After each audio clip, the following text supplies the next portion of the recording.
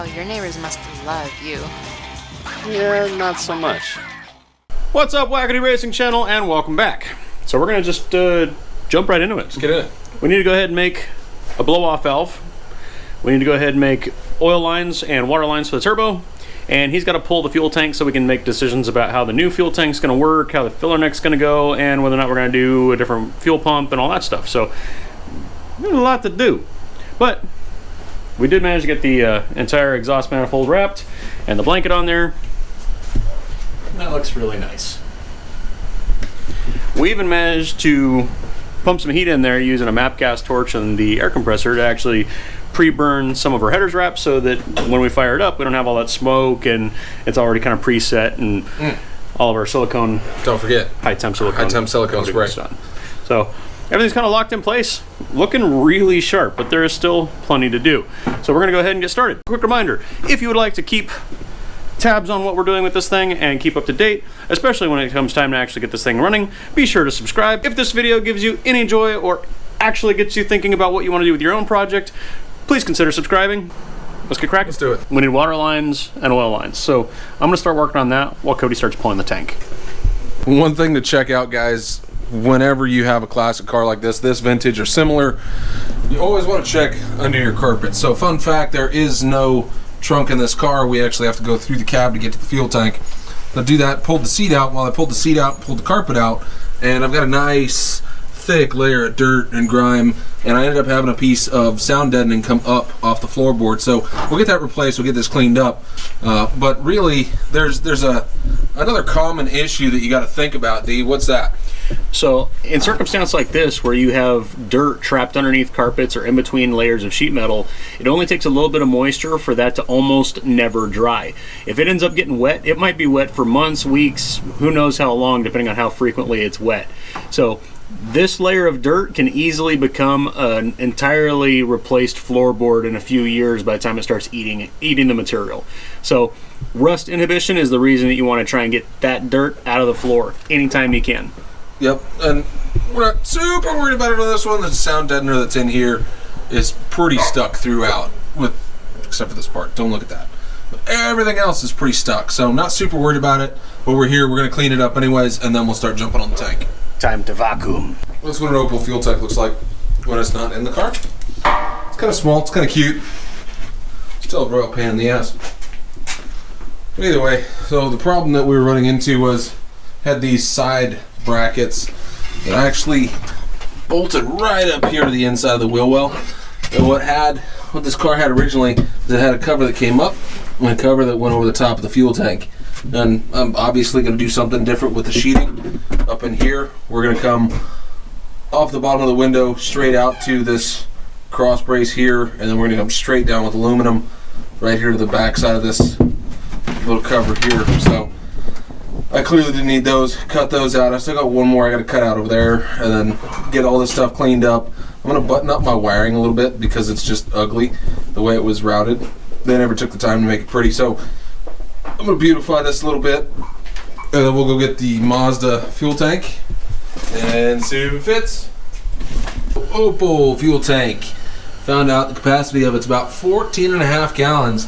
Miata fuel tank looks a lot smaller when you actually step back and look at it, but there's only a 2-gallon difference between the two, so just a little bit different size and shape. This one we're looking at, the Opel was held in on the sides like I said earlier. It went full width side to side on the interior there, but this one we might have to, because it's so much smaller, we might have to make a hold off or a bracket on one of the sides. We'll figure it out and look at it. Because we got a bunch of different other options that we're looking at for fuel neck and whether we want to keep the existing Opel GT fuel cap and everything else in that location. So got a couple things to look at, but we'll update you once we get in the car, take a look at it. We've got a pretty good idea what we're going to do with the fuel tank, starting to get an idea where that's going to sit. It's actually the polar opposite shape of the original tank, so fitting it's going to be a little bit ugly, but the good news is it's going to be completely under cover panels. You'll never be able to see it. So as long as it's secure and we can actually get to everything and hook it up, then it's going to be fine. So he's got that kind of mocked up, an idea where it's going. I've got the water lines figured out what we're going to do for routing, and tomorrow we'll be able to bend them up and determine if we're actually going to mount them exactly where I have them, and then we can finish them up. So good for tonight. More on that tomorrow. Yep. All right, show you what we got going on here with the gas tank. So what we ended up coming up with here was some vertical steel. Came up, it's got a little washer flange on the bottom. So I've got this corner and the back 2 corners down. I still have to make one for this front right, the driver's side. But all in all, it's held in place currently. Everything's tacked in. We've got enough room to be able to pull the tank up and actually swing it out if we need to. So plan moving forward is basically to drill a hole in the top, rubber washer bottom, rubber washer possibly on top with a safety pin going through it. That'll hold everything nice and snug, and it won't cause us any issues. It's tight, it's super tight, but we should be able to still use possibly the factory filler neck, and we're just gonna have to shorten that up a little bit and swoop it down and into the tank. So shouldn't be too big of a deal. Let's see what we got going in the engine bay. We have a temporary air filter in place. I think that might be kind of what we're going for, but we want to try a yellow mushroom filter as well to see how that works with the cosmetic approach to the car when sticking out the hood. I think we'll end up trying another one and having 2 options. But down here, you can see we got our water lines run down below the brake booster rod, behind the charge pipe, and down here to the mixing block on the front of the Miata motor. So there it is. There's the water lines for the turbo. All right, next on the docket, we're going to install this guy right here, Turbo Smart Compact, right here on the side of the charge pipe, as close to the throttle body as possible, because allegedly that's the way to keep everything that's already built under boost in the system instead of in the throttle blade, so that it stays in boost better. Whether or not that's true by a couple hundreds of thousands of seconds, we don't know, but it's a common consensus and it works on my car, so that's what we're doing again. So fun fact about the Turbo Smart Compact, I got the 34mm diameter ports on this, and it's actually a dual port, has a blank off plate here. If you want to run it as a recirc, you can, or you can block off with the block off plate that comes with it, and it's always vent to air. So I'm sticking with vent to air because maximum noise I think is needed for this whole thing. So that's the story, I'm sticking to it. Let's make a hole. Yep.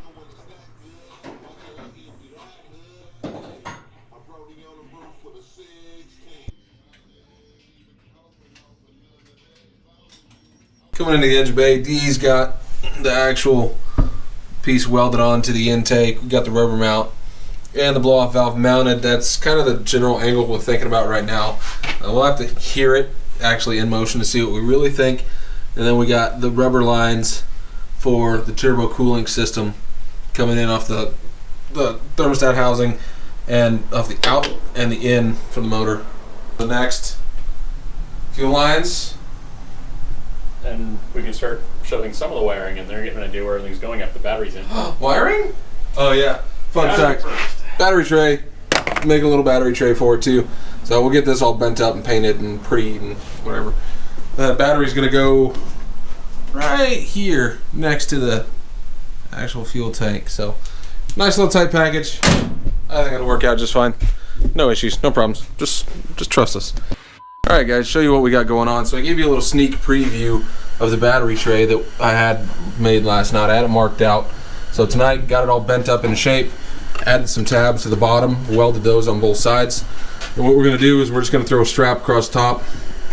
I've got all thread cut down to size with some knobs on them with the correct nut, and that's about what it's going to sit like. So just FYI, I don't have to say this to some, but I'm going to say it anyways. These metal straps, if you have a metal hold down strap, make sure you have it so it's non-conductive. Wrap an electrical tape, shrink wrap, whatever you got to do, because if it does this, that happens. So you don't want it to burn down your car.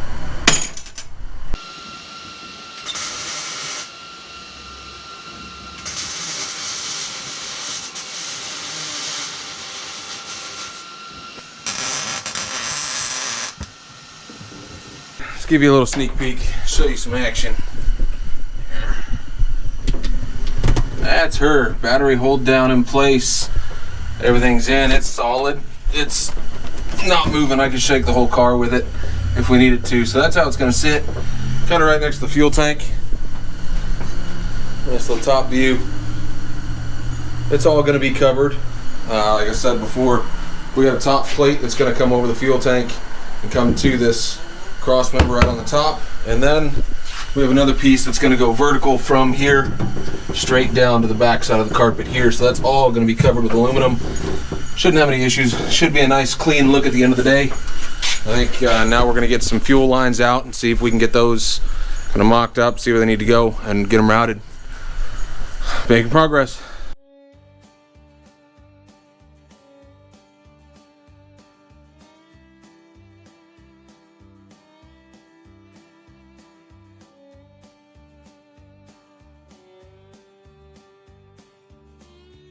Anyway, he's making a bracket for the charcoal canister right now. I went ahead and straightened out all the factory fuel lines for the Miata. So realistically, the fuel line's pretty soft, so I was able to manipulate it enough that we can use the factory clips underneath the floor pan and get it to where it needs to go. He made a quick bracket for the charcoal, but we were able to use the factory line for the fuel pressure regulator. So now we're going to go ahead and knock a hole slightly in front of the tank in the floor so that we can actually run them through the floor, down underneath the car, and up to the engine bay. Hopefully with them bent like this, we'll be able to get enough range out of them that we can get all the way to where we're going and still have a little bit extra so we can get them where we want them and make them cleanly so they're out of the way. Let's see where it's gonna go. So down here, way down here, right around that area, we're gonna punch a hole so the lines can go straight from the tank straight through there, and they'll be in front of the axle. That way, if the axle is swinging up and down, particularly with a full fuel tank, it's not going to end up cutting lines, pinching lines or anything like that. That way we're well in front of it. So I got to go ahead and get that drilled out, and then we got to get something in there grommeted so we're not accidentally cutting the fuel lines with the sheet metal of the car. But that's nothing too fancy, so we'll skip that part. We've already hit 9:15 on Thursday night. We've been at it all week. We've been hitting it every night. And it looks like we've accomplished nothing because all this tedium stuff, there's only one of two ways to do it. It's right or wrong. That's it. We're trying to do everything right the first time because the motor still has to come out of the engine bay. And we want to make sure that when that happens, we can do a lot of our tidying work at that point so we're not struggling with that stuff now. So we're working on making sure that all of our brackets are in place and we know where everything's going to be. So we started working on some of the emissions stuff and the fuel lines today, but we still had to knock a bunch of holes through the floor pan and make sure that everything was working on the front end so that we could mount up the charcoal canister and the fuel pressure regulator, the OE fuel pressure regulator. So anyway, Cody's probably going to be out of here for the weekend. There's a potential he might stay, but we don't know. It's probably unlikely, but for now, we're going to call it a night, and that'll probably be the end of the video. It'll be a short video this week on account of, I mean, this stuff is going to be pretty tedious. So like I said, if you want to see more of it and you want to see that tedium, let us know in the comments. The most comments towards tedium or away from it, that's going to be what happens. Because we could have shown you all the minutia here, or we could have blazed through it and made a shorter video. Your call. But we're looking pretty good. Headers are wrapped. Managed to get water cooling lines to the turbo through an air filter on there. Started working on fuel lines. Cody has been working on running the emissions systems for the front. The reason that we're running all of the factory stuff, and we've gone over this on multiple videos in the past, then we're able to treat it like a Mazda Miata when we're talking at tech forums, because if you go on a forum and you say, look, I swapped this motor into this car, the guys are going to immediately assume that you try to delete all that stuff and that your car is going to be running wrong anyways. So with everything hooked how it was from factory, troubleshooting becomes this much easier and we can actually get to those problems sooner. So that stuff's actually pretty important considering we don't need it. We're using all the factory stuff because the plug's in a place. That's the gist of it. Everything ran the way it was in the Miata, so what we ended up doing with testing everything after we clipped the wire or pulled the vacuum line or whatever we did, it ran just fine until the last moment when we actually pulled everything out. So in theory, you put everything back, it's going to run. We're going to run it that way, NA, no boost, and then eventually tune it with boost with the Mega Squirt. So it all makes sense. It's just at this point it's getting to the tedious stuff that's either in a tight space or hard to film. Might make for shorter videos, might make for some skipped content, but we're more than happy to go over anything that might get missed if you guys got any questions on it. For now, that's it. Expect probably an in-between video of working on my motor for Project Hidalgo if you're up to date on the channel. If not, feel free to click the link here and keep an eye out for that project. Otherwise, we'll catch you next week. Wackadoo out.